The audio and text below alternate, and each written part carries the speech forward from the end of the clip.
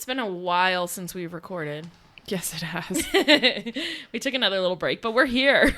Yay! We are here. We are ready for a fun one today. Life just gets busy. It does. And I'm Kylie. I'm Jamie. And thank you for being here. Welcome to Astoria. Yeah.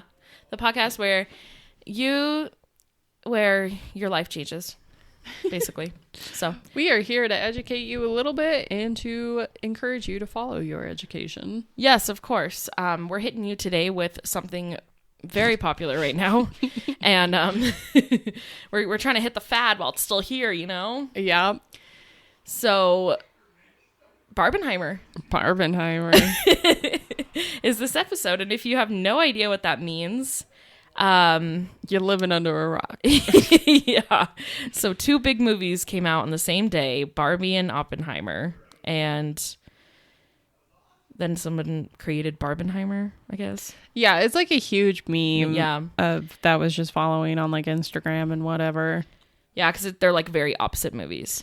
Yes, one is like very pink and girly and and the one's dark and mysterious. But honestly, they kind of have similar messages. So, yeah. Oh. We actually found some similarities we were talking about. But, yeah, so Barbenheimer is basically what was created. A lot of people saw both movies on this day they came out. I still haven't seen Oppenheimer. Yeah, I saw it the other day just because I knew we were doing this episode. It's 3 hours long, and that's a lot. I was about to like get up. Like I was like, I cannot stay here this long. Plus it was 8 p.m. So it didn't end until like 11:20. Oh my God. Yeah, it was rough. But it was a good movie overall. It was just like there are some scenes I'm like, can we speed this up? Barbie was phenomenal. Oh, it was hilarious. Alan's my favorite. Oh my God, Alan. I love Alan. It was so funny. I've never laughed that much at a movie. I guarantee it.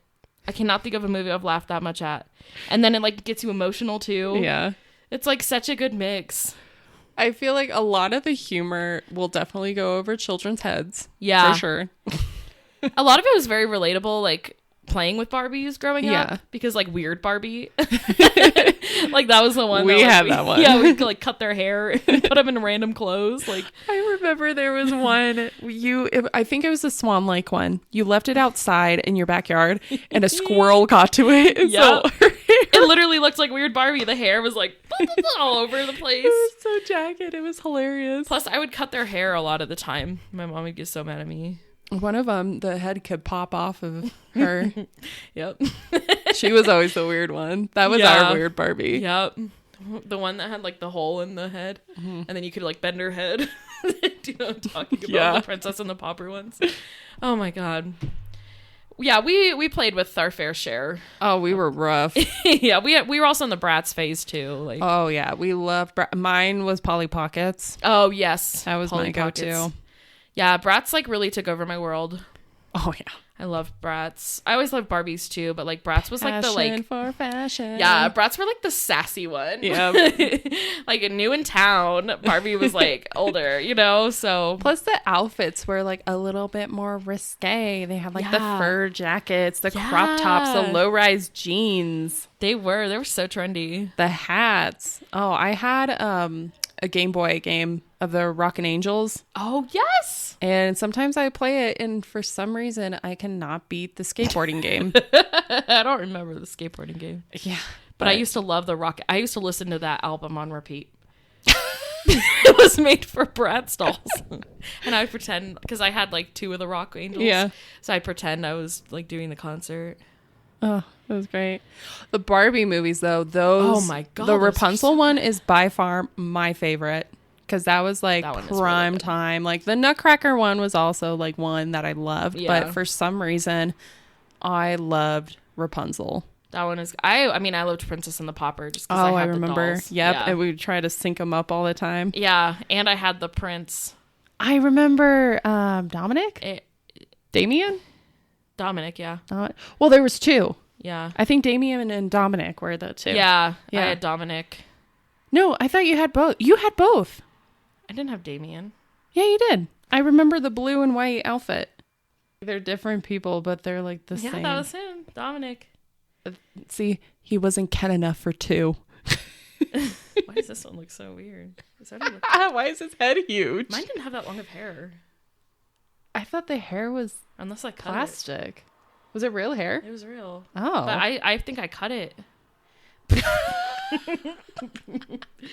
is the one I had. It came just like that. Oh, so we did come with the... Okay, so that was the other guy's outfit. That makes sense. So, now I know what you're saying. So he literally got screwed... Ken got screwed over again by only having one.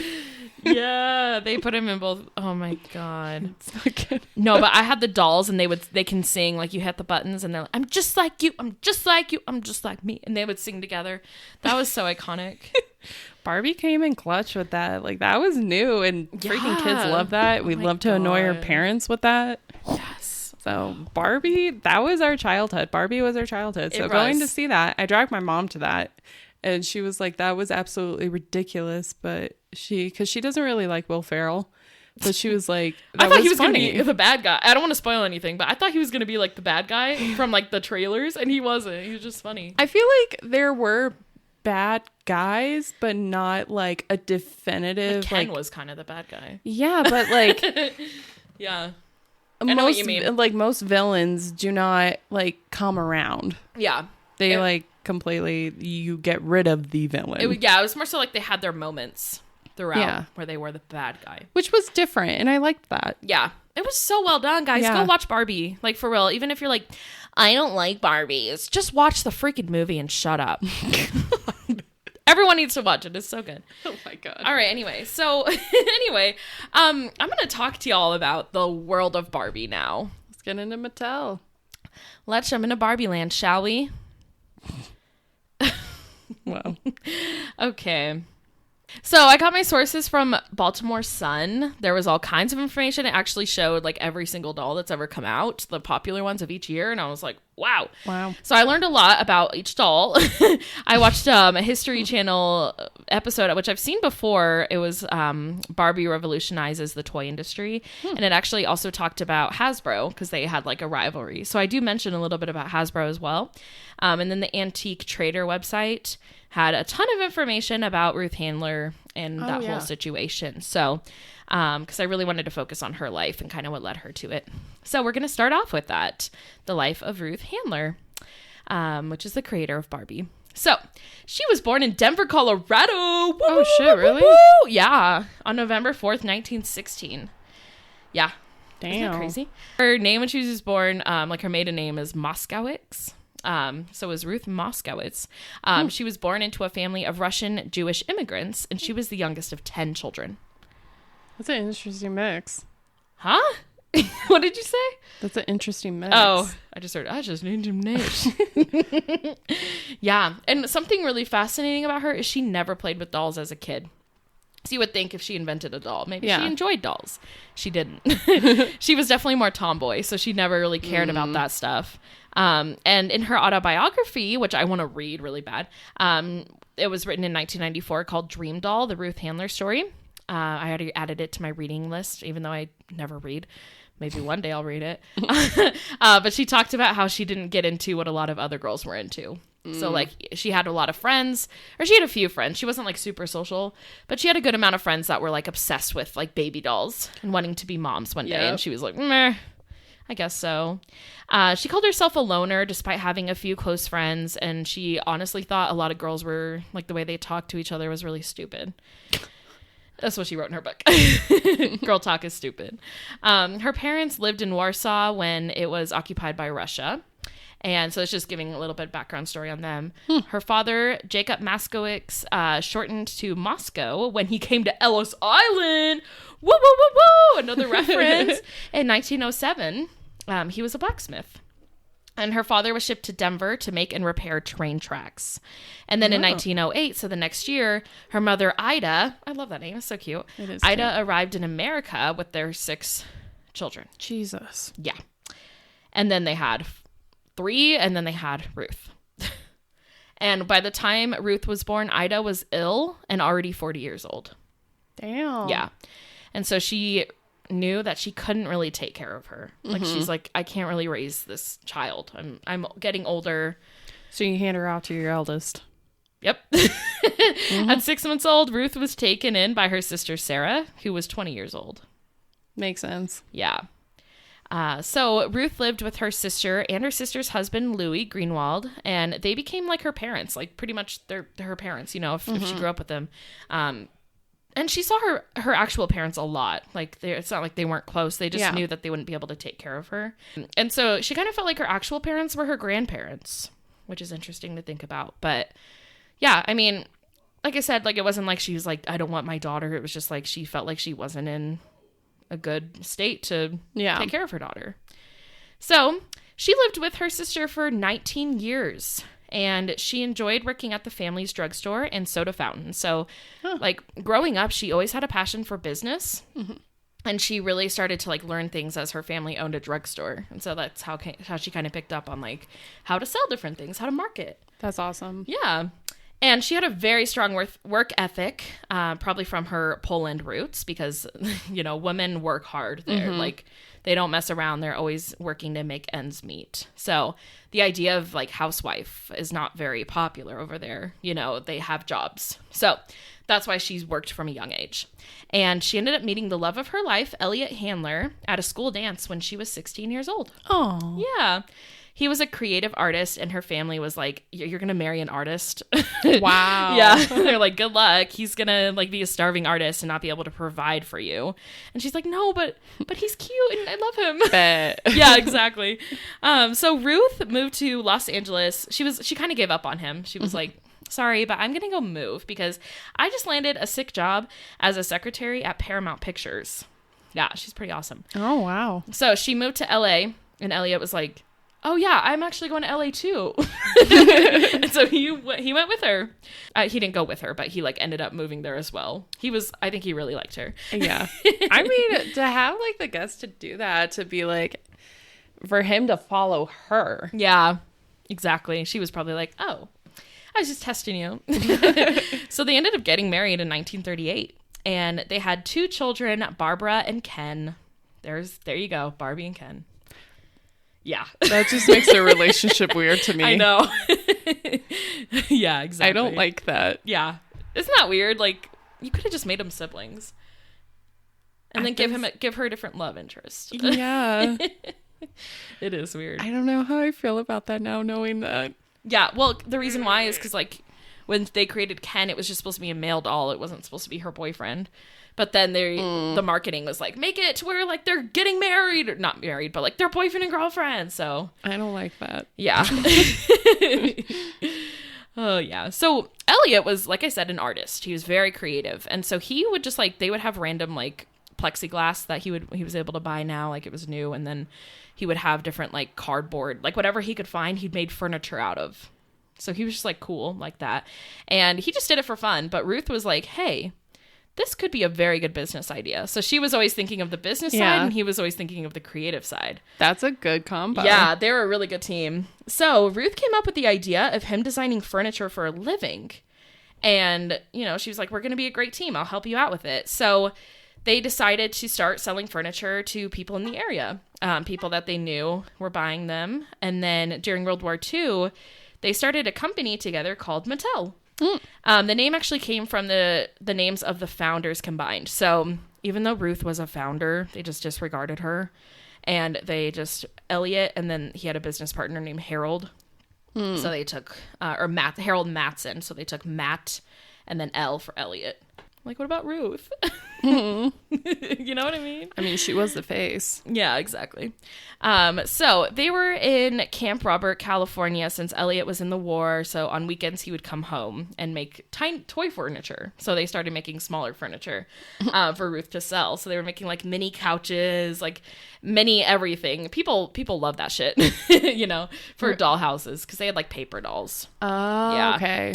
Yep. So they were making a bunch of little furniture for little doll houses.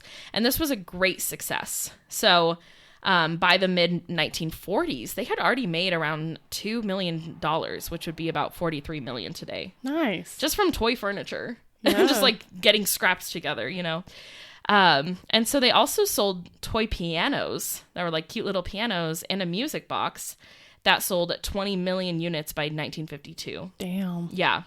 They were trying to think of like a fun toy, because back then a lot of toys for kids were like exciting if it was something that adults had. Mm-hmm. So they had like fake kitchen sets because adults had a kitchen. Yep. And so they created a ukulele. It's called a ukadoodle, but it's a ukulele for kids, but it doesn't make noise. So I'm like, why would you want that? But yeah, they just kind of gave it to kids, and kids would pretend to play a ukulele. Well, because they don't want to actually hear the kids. Yeah. So these went crazy. They sold like crazy. And then they were still selling the plastic dollhouse furniture. But at this point, their business partner quit. So the Matt of Mattel quit. I think he just had other plans. They should have called it Mattel. Exactly. Change the name. Just kidding. It's too late. But throughout this entire process, there was a big rivalry going on with Hasbro. And Hasbro had just released Mr. Potato Head. Oh my God. Yeah, they just came up with this idea. That was like their first big thing. So a little bit about them. I didn't write down like all their names or anything, but it was like brothers who kind of started the company. And then one brother, Mattensworth, he kind of like took over. So he was the one kind of coming up with all of the ideas until he died. And then his son took over for Hasbro. But that's why we get Has, because like their last name, and then Bro. Brothers. So they were always like, what should we create next? And then this guy was like, well, you know what? Parents have to buy vegetables. So what if we just give them crazy things to put on vegetables? And they sold. Mr. Potato Head was born. So although the ukulele was a success for Mattel, Ruth knew that they needed something else to keep up with Hasbro, because like they were coming up with some new ideas, and they're both like the biggest toy companies. So Handler paid $500,000 to become the sole sponsor of the Mickey Mouse Clubhouse. Mickey Mouse Club. So when the show first came out. Yeah. And she would be the only one who would have ads. But this was the entire value of the Mattel company at that time. She gave up all their money for this. She like really believed in it. Oh my God. And honestly, it changed the game. So it was a good investment, but he was kind of like, are you sure we should do this? And she's like, yeah, I got it. So this meant that they could advertise whenever Mickey Mouse Club was on, they could advertise every 10 minutes. And so they would advertise for different toys that they had. And so this was like the first time that a toy ad appeared on TV outside of Christmas season. Damn. So, yeah. The first thing that they advertised was a new toy gun called the Burp Gun. And they say, it looks and sounds like a real gun. I'm like, Jesus Christ. Oh my God. Yeah. That's not dangerous at all. No. So the Burp Gun was pretty popular, and that was the first ever ad outside of Christmas time. But the Mickey Mouse Club became a huge hit. So sales of the Burp Gun exploded. And the toy business changed very quickly. Like, obviously, we know that kids get over things really fast, you know? Something will stick around, and then they see something else, and they're like, I want that instead. So Ruth is like, yeah, we could settle here and be happy with this Burp Gun, but we need something new. Mm-hmm. So one day, well, there's two stories to this. There's two theories, but I honestly think both things have happened, but it's kind of like what actually inspired her. That's what you have to kind of figure out on your own. I think it's a little bit of both. But one day she kind of saw her daughter, Barbara, playing make-believe with paper dolls. And she was just fascinated by this because her daughter gave the dolls adult jobs. And then she also made some of them cheerleaders, or she'd be like, let's go to college. And so she just had this very big imagination. And Ruth was really inspired by that because she's like, you don't see a lot of kids playing with paper dolls like this. Like, usually they're just like, where's my child? Or they're like, I'm a fashion model. But they didn't really have like careers, or, there wasn't a lot going for them. And then baby dolls were huge. Like, that's pretty much the only dolls kids had. So she was like, this is a fascinating thing. So she kind of like kept that in her mind. But yeah, I mean, like I mentioned, at that time, it was just baby dolls. It was Cupid dolls, diaper dolls, and feeding dolls. I don't know what all of those are, but basically they're trying to make you be a parent when you're a child. You know what I mean? They're trying to train you. Yep. Yep. Sounds about right.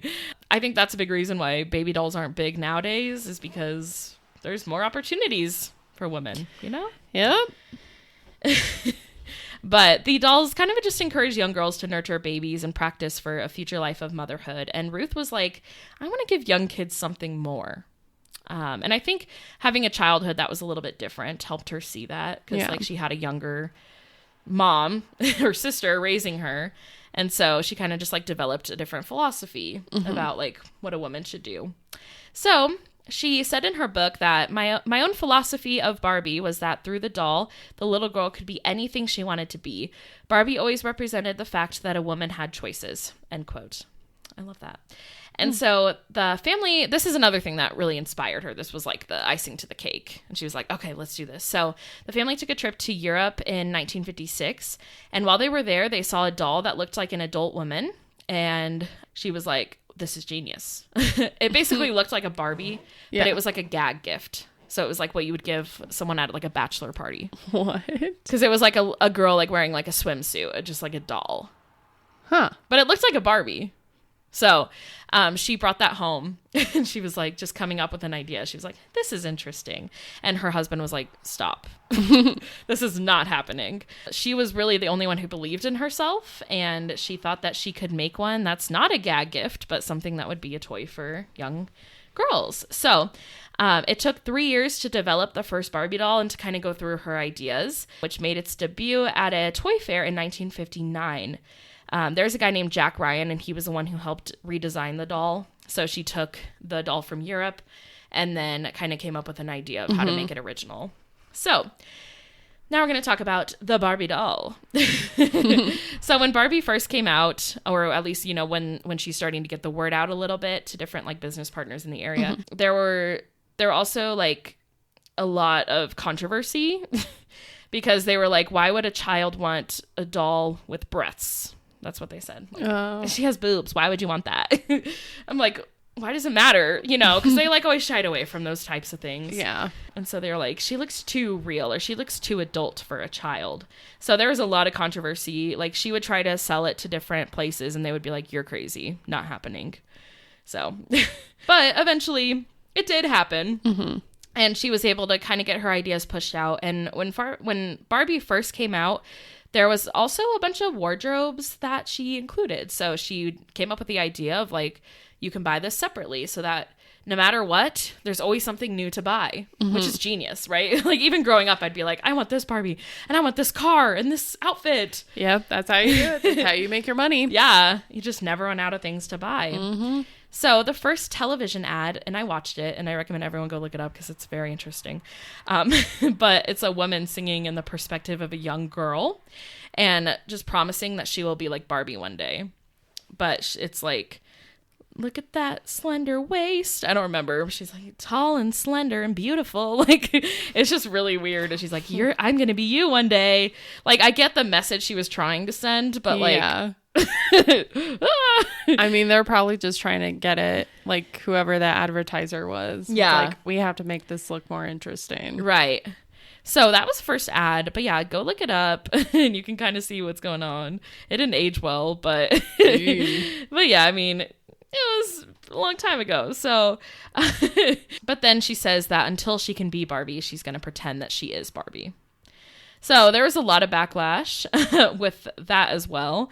But kids were kind of picking up to the idea. They were like, wait, I kind of like that. And so in 1959, the dolls came with a stand. So it's not like now where they're just in a box. They used to be on an actual stand. So there were holes in the bottom of the feet and then the copper tubes inside. And then you put the doll on the stand. Huh. Yeah. So that was like the originals. They didn't keep that very long. Yeah. The first Barbie, if you've seen any promo for the Barbie movie, you've probably seen Margot Robbie in the first ever Barbie outfit. But it's the blonde hair with the bangs and then the black and white striped swimsuit with heels and sunglasses. Have you seen that one? Yeah. That was the first ever Barbie, and it was $3. Damn. Which actually was kind of a lot back then. So at the time, Mattel's biggest toy was a plastic rocket that goes up 200 feet. Yes. Classic. And there were also new toy guns. Of course. So a lot of people were like, I'd rather have that stuff. There wasn't much talk about Barbie at first. Toy buyers were not that impressed. And people would tell Ruth that kids want to play with baby dolls to practice being mothers. And Ruth was like, you know what? I'm not giving up. Like, this will pick up. Kids will like this. And she didn't give up. And thank God she didn't, because she sold, well, Mattel sold 300,000 Barbies during the first year. Damn. This was more than any other toy in history. So take that, people who said no to her. People were probably just curious. Yeah. And Hasbro was like, oh no, they have the biggest toy ever. This is not good. So they're losing money. So they created Flubber from the original movie Flubber. And it's kind of like a slime material that you can play with and like stretch. Okay. This caused rashes, sore throats. Kids were getting sick. And so it was canceled. Oh my God. And they lost $5 million. Oh. So Hasbro's going back and back. Yep. And Mattel's just growing. Just keep to your board games. Right? So Barbie was doing well during all of that. And they ended up making different versions of Barbie with different accessories. I'm going to do a whole list of different Barbies later. But there was also more clothes and accessories to buy for Barbie. Because again, it's never going to end. And then in 1961, Ken was created. Whoa. I'm just Ken. You are enough. I love that. And he is Barbie's boyfriend. And from the minute he was created, he was just wearing a swimsuit. That's why he's Swim Ken. Yeah, that's why he does beach. And then 1963, Hasbro was desperate for a big idea. And they came up with G.I. Joe, which was the world's first movable soldier. The name came from a 40s movie about a guy named G.I. Joe, and he had a scar on his face so that he looked different than Ken. And that way they couldn't be like, you copied us with the doll idea. He's like, no, this one is tougher. He's in the military. Take that. But right before releasing G.I. Joe, the Hasbro brothers, they realized that someone else came up with the idea and that person still owns it. So they're like, we're not going to make any money from this. So literally the night before, they ended up meeting with the guy who came up with the idea. And they were like, let's make a deal. And they tried to just give him like 1% of sales. And he was like, no, 5%.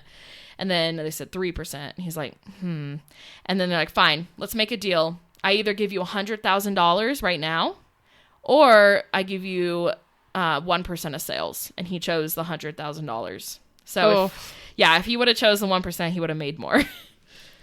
So why 1%? He should have went with the 3%. I know. Isn't that a little messed up? Like, he's the one that came up with the idea. Literally. God. It's like he didn't have to sell to him. Yeah. He could have made more money if he sued him. I know, right?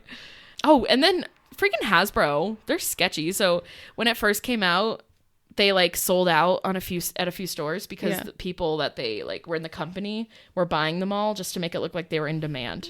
Of course. And that's the only reason G.I. Joe is so popular. Because stores were like, oh, wow, these are really important. And so then they started getting more and then advertising more. And so the G.I. Joe had $16 million in sales in the first year, close to passing up Barbie. I mean, how many of that sales was actually true, though? Exactly. I'm like, yeah, but at least Ruth actually like worked for it. Yeah. No offense. You guys didn't even come up with the idea. God. Poor guy that only got $100,000. Oh. Mattel added bendable legs and the swiveled hips, and you can kind of like move their hips.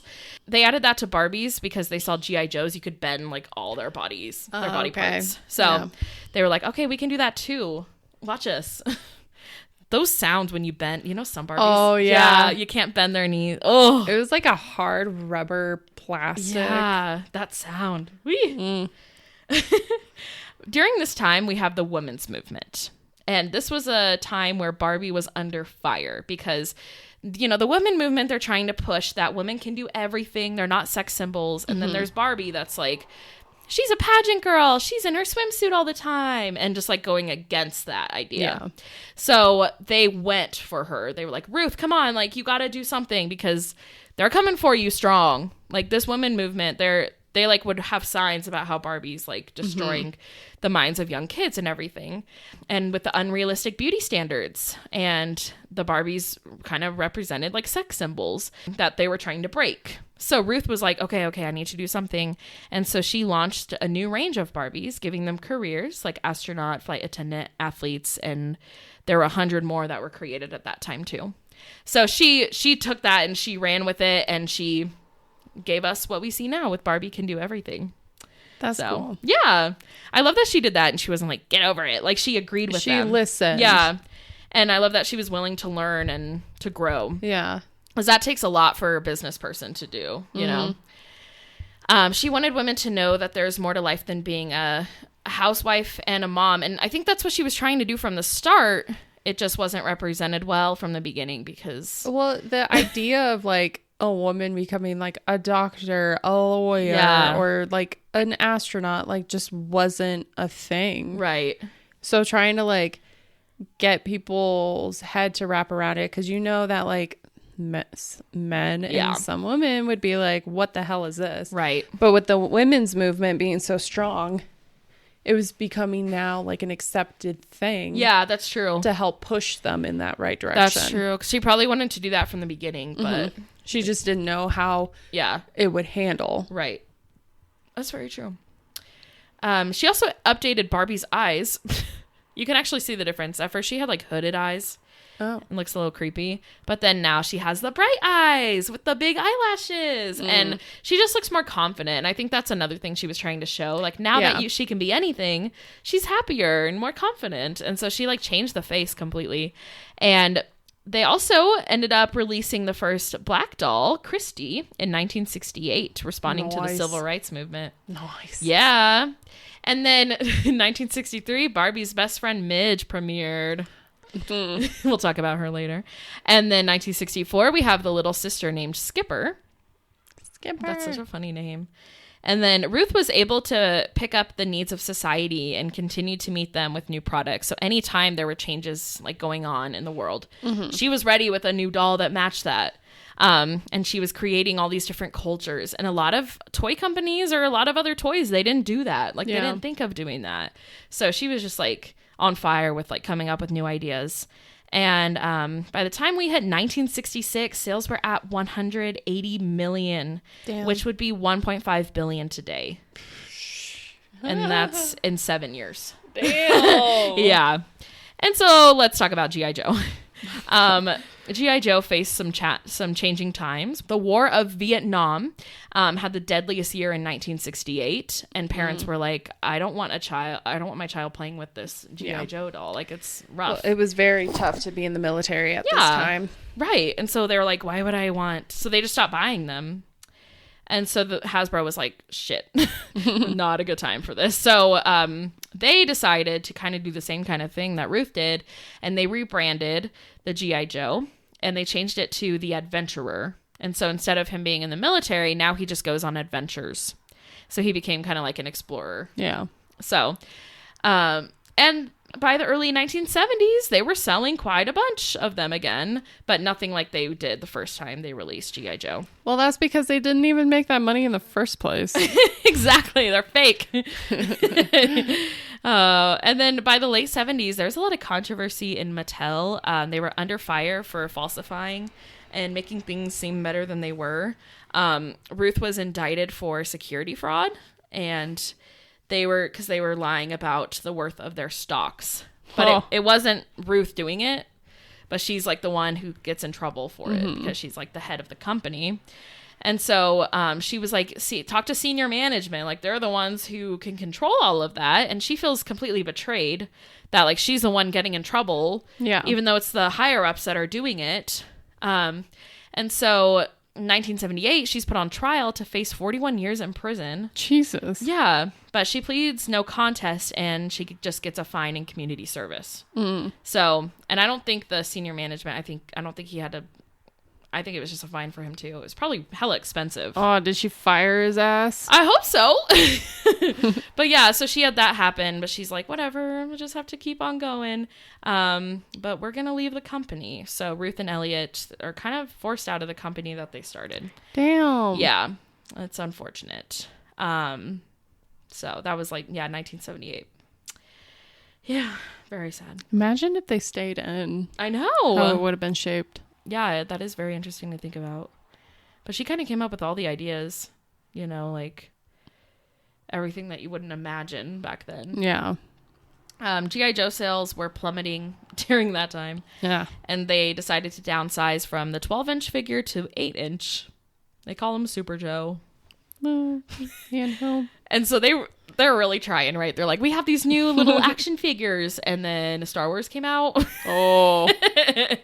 And Star Wars released their action figures, and everyone was obsessed with them, and they were smaller than the G.I. Joe. So then Super Joe only lasted 2 years. Oof. And then the G.I. Joe was reimagined in the 1980s to be the size of the Star Wars action figures. Like, you guys just like, oh man, they're not gonna give up on him. No, they're not. Gotta hold on to G.I. Joe forever. Wow. So after all of that, with the G.I. Joe, they ended up having video games, movies, TV shows. So it was kind of successful after that once they figured it out. Yeah. And I would say G.I. Joe was pretty big in like the 80s. So I think that was a good time because my dad always talks about having them. Or I guess he was older at that point, but maybe he still had them. I don't know. I won't judge. Mattel later invents Hot Wheels and Master of the Universe figures. Hot Wheels was definitely the most successful thing that they had. That and Barbies, I think, were at the top. But Hot Wheels went crazy. Oh, yeah. And Hasbro added Super Soakers and Transformers. Those were like the two big things. Yes. Yeah, Transformers. Yep. Ken, let's talk a little bit about good old Ken, shall we? Kenneth. Yeah. So he was always a half-inch taller than Barbie, which I notice sometimes because I'd try to get them to like get married and then he'd be taller and I'd be like, put her in heels. And in 1961, he came with swim trunks and a beach towel. Wow. So these are just some popular Kens that hit. So in 1978, we had Superstar Ken. He was in a vibrant blue jumpsuit with bell bottoms. Of course. And it also, some of them came with a ring that you could wear. Ooh. Yeah, it was so fancy. And then in 1982, we had Malibu Ken. Ooh. He was the blonde, blue-eyed, white. And they made like different versions. So they had the blonde, blue-eyed, white one. And then they had a Hispanic one. And then a black one with an afro. Nice. Because that was like the first black Ken. And then 1993, Earring Magic Ken. It was basically the gay version. Which did not... Yeah, it didn't end well. But they called him Earring Magic, and it was because a lot of girls were complaining that like Ken wasn't cool enough. What? Yeah, they wanted him to be cooler. Interesting. So he ended up being more like feminine, and then everyone got offended by this, and so they just continued the doll. And then in 1998, we had Dr. Ken. 2003, we had the more teenage-looking Ken. He really made a change. He used to look more like an adult man, and then he started looking cooler a little bit. Well, they started to do that with Barbie as well. Yeah. They started to make her look a little bit younger. Yeah. And then he had hairstyles and clothes from like the time, like whatever time, early 2000s. They always had their like, the clothes that they would wear. Like they had like the highlighted hair, like the Justin Timberlake highlights and not the frosted tips. Yeah, the frosted tips. Gross. In 2006, we got a new Beach Ken. In 2010, the one from Toy Story was made. I didn't know what his name was, but I saw a picture of him, and I'm like, that's the one from Toy Story. Mm-hmm. And then, of course, they always made, like, a bunch of celebrity dolls that were, like, for Barbie and Ken. I did not list all of those. There's a lot of celebrities who have had dolls made after them. So go look that up if you want. Then they do, like, the princess ones, too. Yeah, there's a ton. That's true. They have a bunch of, like, Disney ones as well. There's a lot.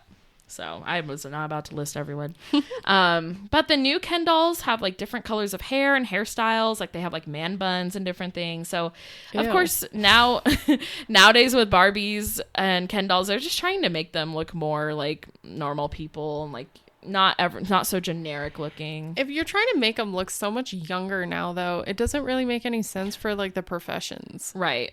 To me. That's true. I'm like, how is a teenager supposed to be a freaking neurosurgeon or an astronaut? It's like, you gotta go like 10 years for school for that shit. That is very true. By the time you get a job like that, you're gonna have crow's feet. I think they copied the teenage thing from Bratz. I think so too. Well, even the brats looked more like adult with the makeup, which I think that was like a big controversy. Dang, they really disappeared. They did. Wow. You can't find them. No, that's crazy. Passion. The biggest, oh, I forgot to mention 2021, we had Ken in a wheelchair. So very inclusive. Oh, really? Yeah. Oh, I didn't know that. Awesome. In February 2004, the most shocking, devastating news hit America and everywhere else. Barbie broke up with Ken. Do you remember this? No. I remember hearing about it. She broke up with him because he wouldn't put a ring on it, and she was like, we're better off as friends. Who the fuck said that? I don't know. The company. I think they were trying to turn things around to where they were like, let's just make him a friend, because they wanted to add more like male dolls into the story. And the movies were coming out, and so they were like, this way we can kind of play around with the idea of her having other love interests. Do you remember My Scene Dolls? Yeah. Because Barbie was it. They were a part of Barbie. Mm-hmm.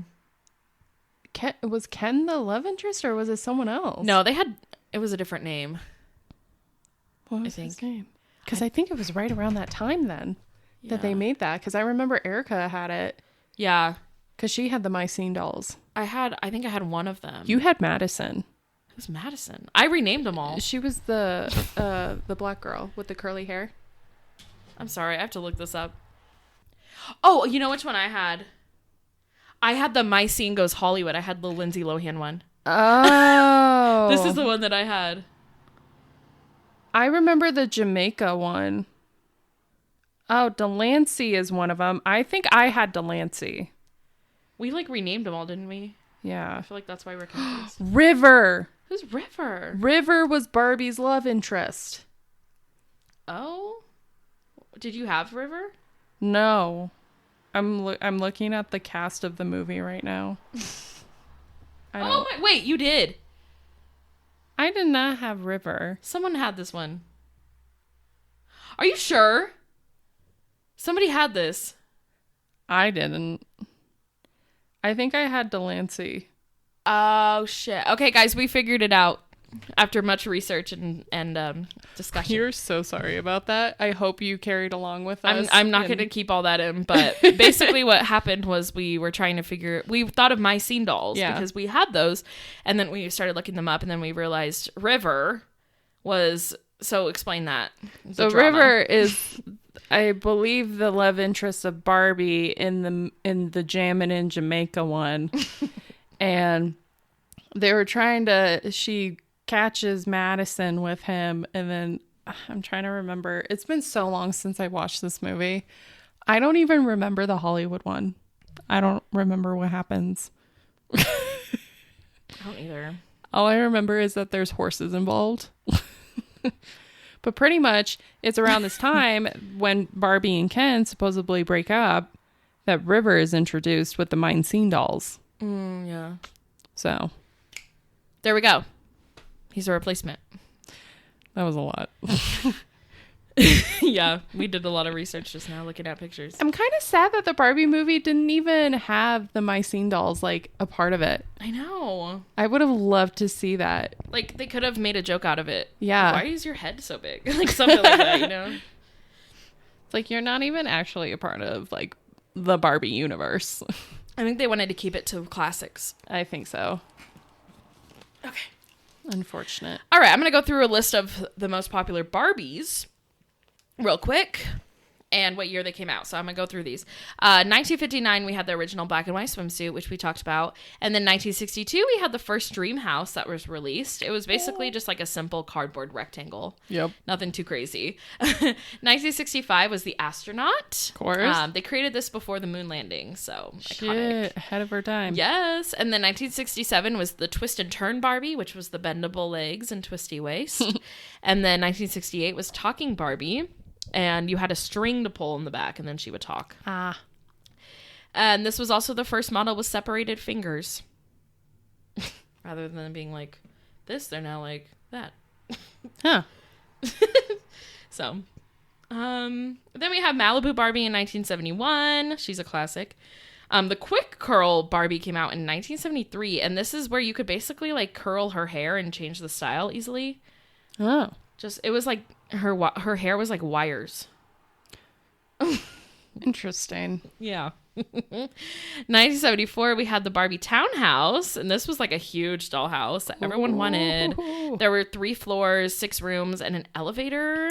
Bougie. Yeah. In 1980, we had a black Barbie. 1989, we had Pilot Barbie.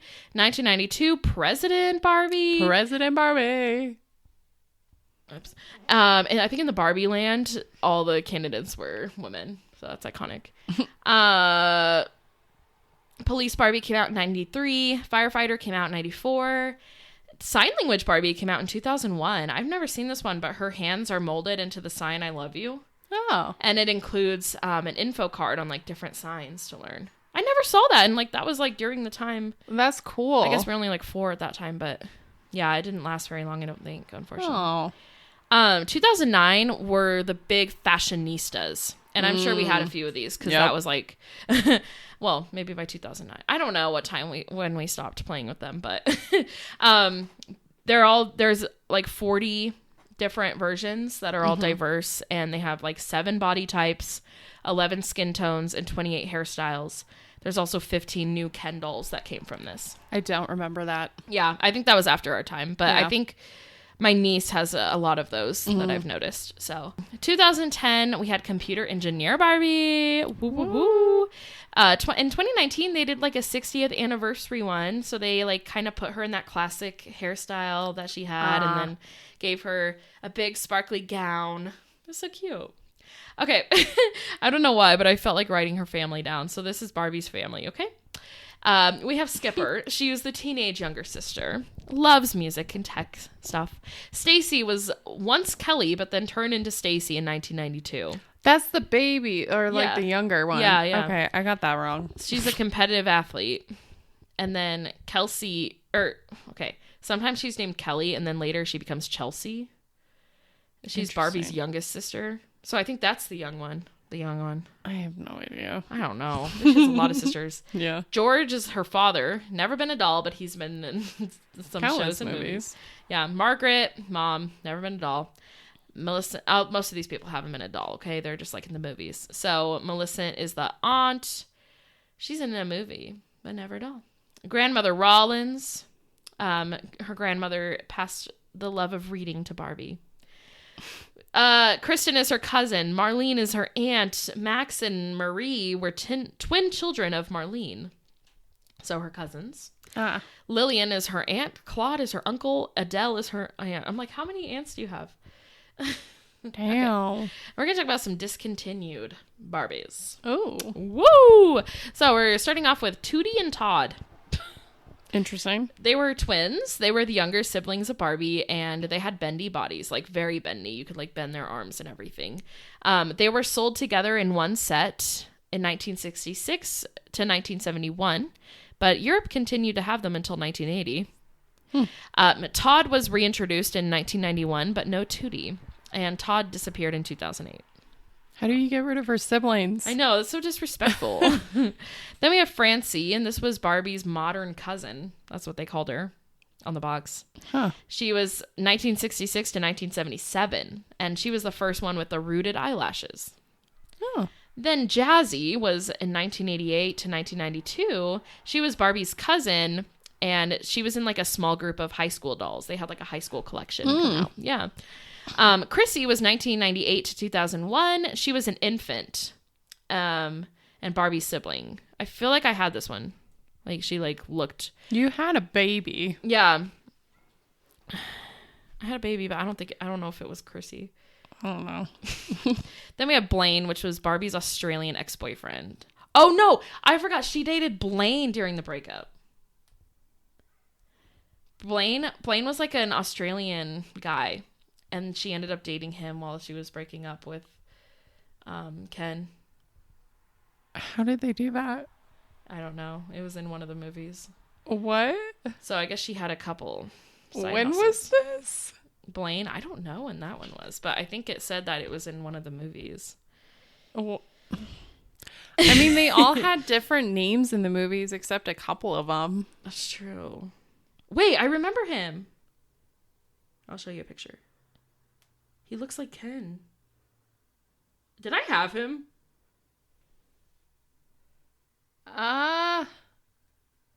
No, I didn't. I don't. He literally looks like Ken. They just gave him a different name and said he was Australian.